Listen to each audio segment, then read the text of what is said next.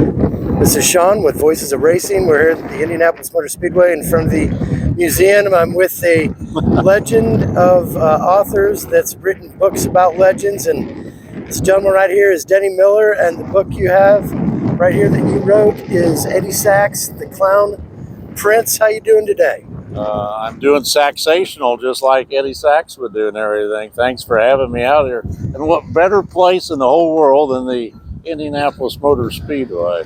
So what do you love about racing? Let's just get to the big point. Why do you love the sport? I think it's more this place here.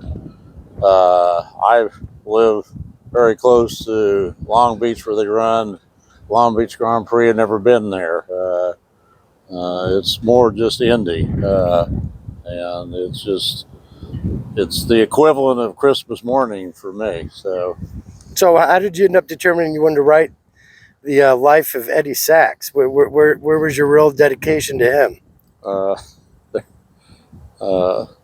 I jokingly say there's some truth to it too, that he waved at me. There's a story on that at one time trials in 1963.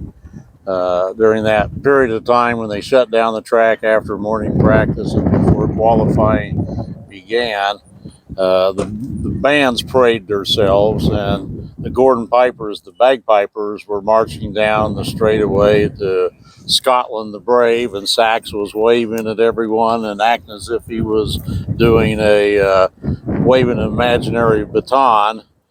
And from a child's perspective, I thought he was waving at me, and I thought that was cool, and I bonded. Plus, the cutest girl in my high school, which would have been younger than that, was an Eddie Sachs fan, so that just kind of added to it, I guess. And she became, by the way, Miss Indiana State Fair. She was that cute. And in what year did he pass on the track in a ball of flaming fire from a crash? What year was that? Well, that was in 1964.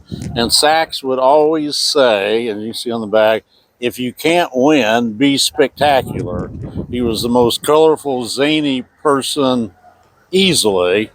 And the largest sporting event in the world, before they made lap 2, a rookie out of El Monte, California, named Dave McDonald, loses the car coming out of turn 4, smacks the inside retaining wall, explodes, and shoots across the track, and Sachs T-bones him. They both were running gasoline in their cars that day because they had Ford engines, and Ford wanted to run gasoline. And back then, the fuel bladders weren't as good as they were, and you had about 150 gallons of burning fuel, burning gasoline that time. So it was probably the most spectacular accident ever at the biggest racetrack. Why don't you open up the book and show that shot, because it is in the back of the book. You can speak to a couple other highlight moments in his life that people can address in the book. Yeah. So it's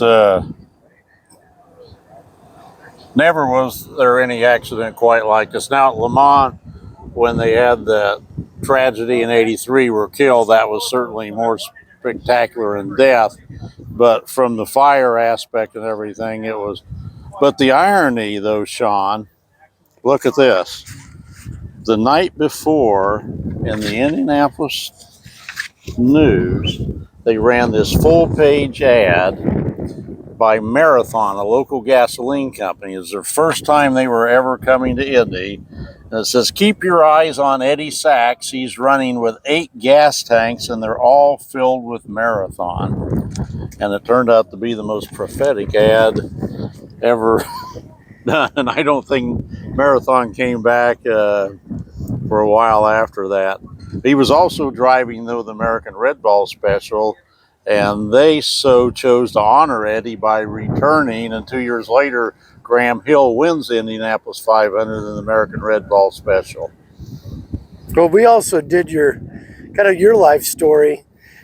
So if people see this and they want to see your life story documentary, it's at Denny Miller on Voices of Racing on YouTube. But you also have your own podcast with Paul Page and Bob Gates, which are both legendary announcer and legendary Oh, it's writer for the track. So what's the name of your podcast? okay. If people would go to YouTube and type in Indy 500 Yesteryear and Today, not yesterday, but yesteryear and today, Indy 500 Yesteryear and Today. Right now we have 16 episodes posted. It's we call ourselves the Speedway Insiders, Paul Page, Bob Gates, and myself. Few people more iconic than Paul Page. Bob Gates wrote the Bill Vukovich book, the Jim Hurtubise book.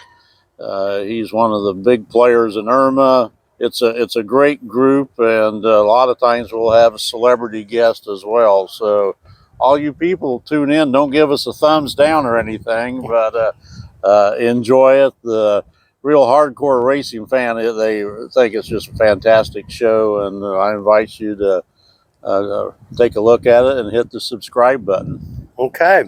Well, you've had a heck of a life documenting racing and a lot of great memories of a lot of great legends. So I commend you on your work, and it's a pleasure and honor to do this little video here in front of the museum of all the history of all the drivers and you saving Eddie Sachs. That obviously is, one of the most horrific crashes. One last thing, Sean. If it gets made into a movie, you'll have me back to talk a follow-up or something. Oh, 100%. Because there will be no more unique story or more Saxational than a movie on Eddie Sachs, because no one was more colorful or zany than him. And I got 2 screenplays registered with the Writers Guild of America, and we're nudging toward that like Ahab goes after the Great White or something. But it's good, and if you want to read something extremely funny, I think people will find it maybe not so PC in today's world, but that's what made Eddie kind of colorful as well. Well, it's kind of play-by-play as far as from his verbiage and everybody else's as well. Mm-hmm. Actually, a lot of quotes, right? And if you want to, I'll put in a plug too. This is actually mine, but someone put it on the internet, and they call it 1964 Eddie Sachs speech. And it's about an hour. It is funnier than Seinfeld. Technically, it's mine, and it was done in April of '63. But I think maybe they think by changing it to '64, they can get around it. But listen to it; it is so funny. I've listened easily a couple hundred times, and it's still funny. I think it's under. Let's just type in 1964 Eddie Sachs speech and enjoy that as well. And where can people get your book? Amazon's probably the easiest way to get it.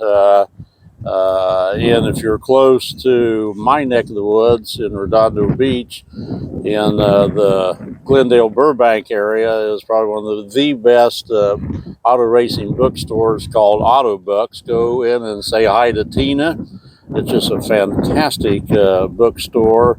I think National Sprint Car Hall of Fame carries it as well. So if you like sprint cars, go visit that great facility and take a look at that. I'll guarantee you'll be the most Saxational book you've ever read. Well, Denny, I really appreciate your time, and I enjoyed having lunch with you today, and I'm glad we were able to do this cut in front of the museum. Yeah. About your history, Eddie Sachs, and in front of a lot of people that are gone now that made this track what it is, the biggest spectacle in racing and the best track on the planet. Thanks, Sean. You got it. All right, bye-bye. Bye-bye.